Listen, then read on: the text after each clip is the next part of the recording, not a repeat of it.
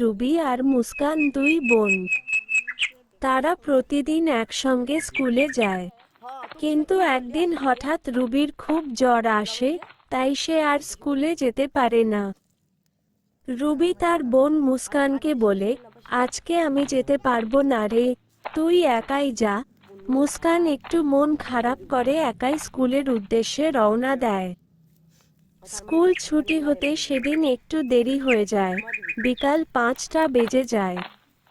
ফেরার পথে মুস্কান মনে মনে খুব ভয় পাচ্ছিল, কারণ বাড়ির পথে একটা বিশাল বড় তেঁতুল গাছ আছে। লোকমুখে শোনা যায়, ওই গাছে নাকি একটা পেত্নী থাকে।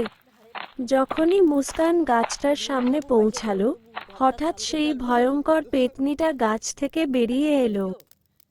পেত্নীটা গর্জে উঠে বলল, আজকে তোকে একাই পেয়েছি, তোকে আজ আমি ছাড়ব না। মুস্কান ভয় কাঁপতে কাঁপতে বলল, আমি আপনার কি ক্ষতি করেছি? আমি তো প্রতিদিন এই রাস্তা দিয়ে স্কুলে আসা যাওয়া করি। তখন পেত্নীটা তার রাগের কারণ জানালো।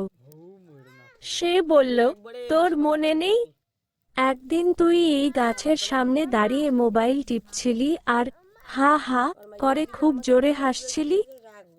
তোর হাসিতে আমার ঘুমের খুব ব্যাঘাত হয়েছিল।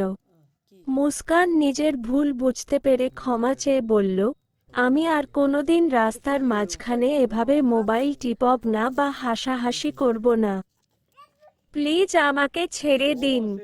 মুস্কানের কাকুতি মিনতি দেখে পেত্নী তাকে আজকের মতো ছেড়ে দিল।